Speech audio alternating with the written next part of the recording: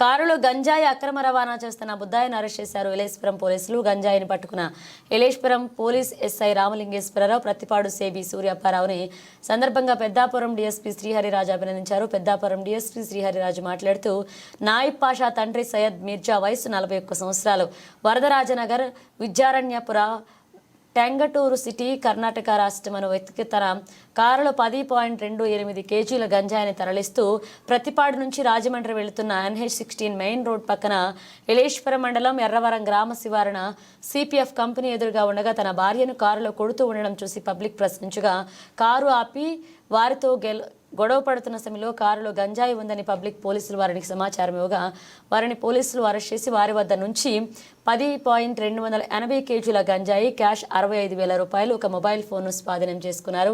అలాగే కియా కారును కూడా స్వాధీనం చేసుకున్నారు. ప్రస్తుతం సదరు ముద్దాయికి గంజాయి సరఫరా చేసిన ఒరిస్సా రాష్ట్రంను ఏరియాకి చెందిన సమంత కమ్హార్ని అరెస్ట్ చేయవలసి ఉంది. ఇక యువత గంజాయి బానిసలై తమ జీవితాలను పాడు చేసుకుంటున్నారంటూ తెలియజేశారు.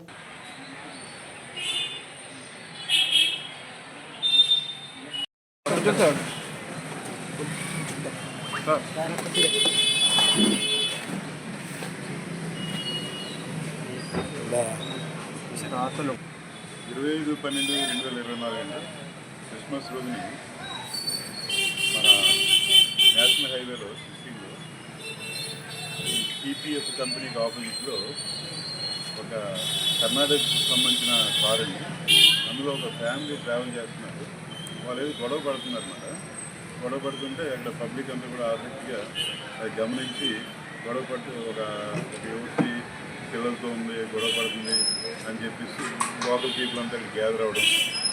తర్వాత అతని పరిస్థితి కూడా ఎవరైతే కారుకి సంబంధించి డ్రైవర్ కమ్ ఓనర్ ఉన్నారో ఆయన పరిస్థితి కూడా అనుమానాస్పదంగా ఉండడం అతను పోలీస్కి ఇన్ఫర్మేషన్ ఇచ్చారు. పోలీస్కి ఇన్ఫర్మేషన్ ఇచ్చిన తర్వాత పోలీసు అతను ఏంటి సమస్యను వెళ్ళడం, అది భర్త భార్యకు సంబంధించిన విషయం, కుటుంబ విషయం కింద గమనించారు.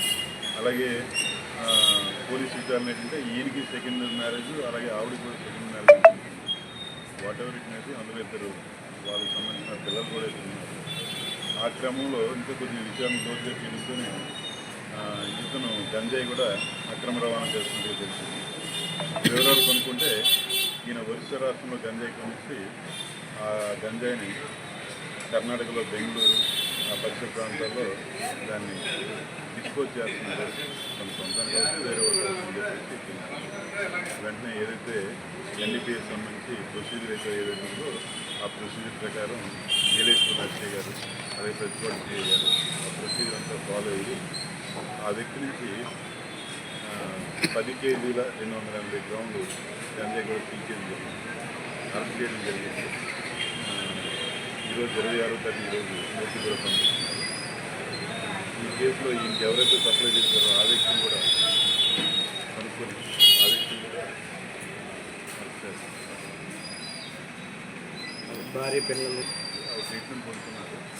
ఈ మేజర్ అంటే ప్రాబ్లం లేదు. ఈ టేక్ కేర్ ఆఫ్ ఆవిడకి ఏదైనా పోలీసులకు సహాయం కావాలంటే నేను సహాయం అందించి ఆవిడ బెంగళూరు ఏర్పాటు చేస్తాను.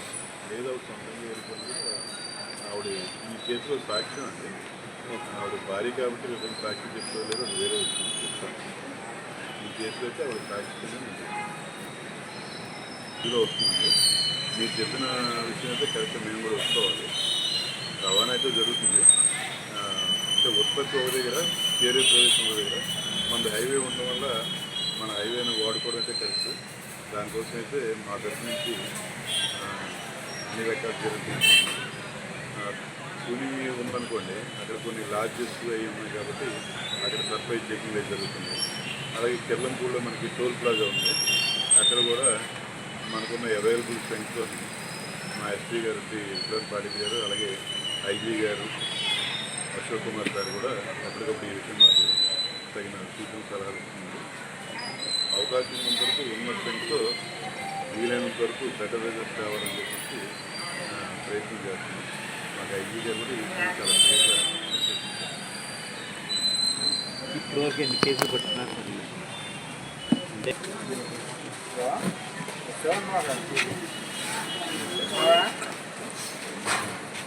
Nada,